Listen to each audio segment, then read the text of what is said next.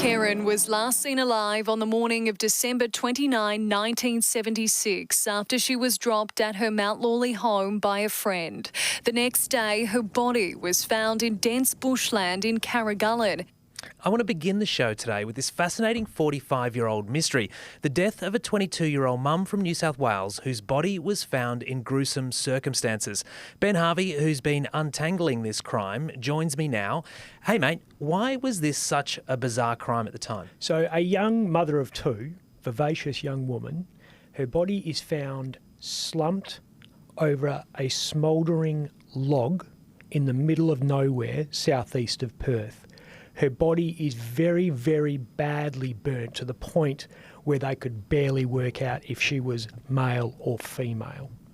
Around this smouldering stump with the burnt out body, in a semicircle, an arc, was other items that had been burnt, deliberately placed in a semicircle around her and set fire to. And they were also smouldering when forestry workers stumbled upon this scene 45 years ago. And was the thinking in these arrangements of these objects that it was some sort of occult?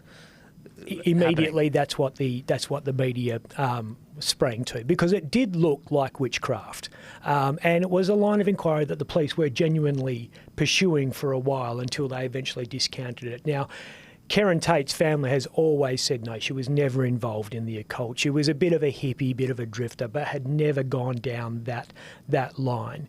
The interesting part about this area of Perth around Carrigullen, it is riddled with dead bodies. At least 8 bodies have been recovered within a short distance of where Karen Tate's body was found. It is where people go to bury bodies in Western Australia.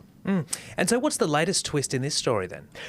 The burnt out equipment that was around Karen's body was actually musical instruments and musical gig equipment. It was things like light boxes, and it was things like amplifiers and bass speakers, etc. And the police had also found amongst the smouldering remains of all that burnt out music equipment 2 silver medal medallions that had a keyhole cut into them. And they went to the Sunday Times newspaper. This was in 1979, and they put a front page story on the Sunday Times newspaper saying, "Have you seen these medallions? Are they yours? Do you know anything about them?" But they didn't mention in that article that it was connected to a murder. And this is where we get to Peter and Judy Bright, who in 1979 were in their late 20s. They were musos. They would just play gigs around Perth and around southwest Western Australia. And they recognised these medallions because those medallions had been stolen along with their music equipment a few months earlier.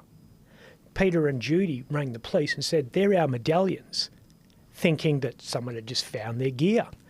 The police got there awfully fast, Peter told me. Suspiciously quick for just a stolen sort of theft, kind of a robbery crime.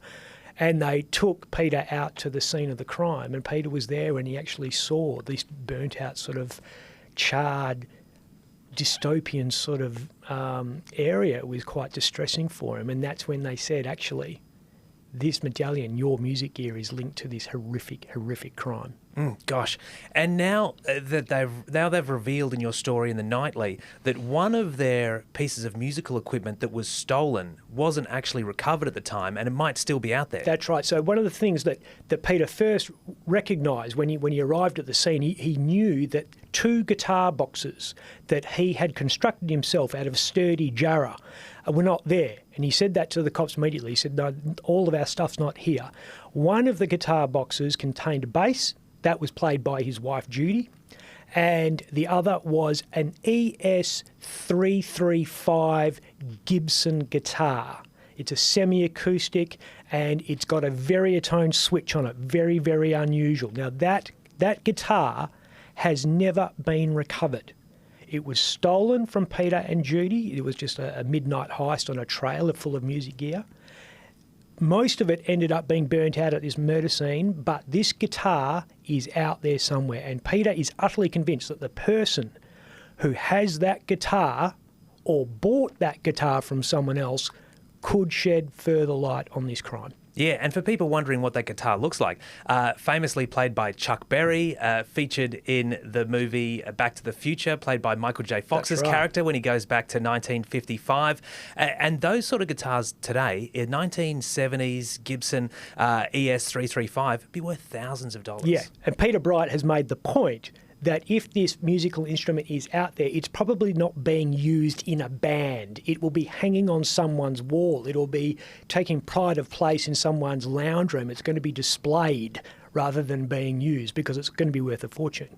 If you do see one of these guitars hanging on someone's wall in a house, it is worth asking the question about where it came from. Yeah, absolutely. 45 years after this terrible, terrible crime, it could hold the key to at least shedding some light on what happened to Karen Tate. And you can see pictures of that guitar on thenightly.com.au. Thanks for joining us, Harves. Thanks, Ben.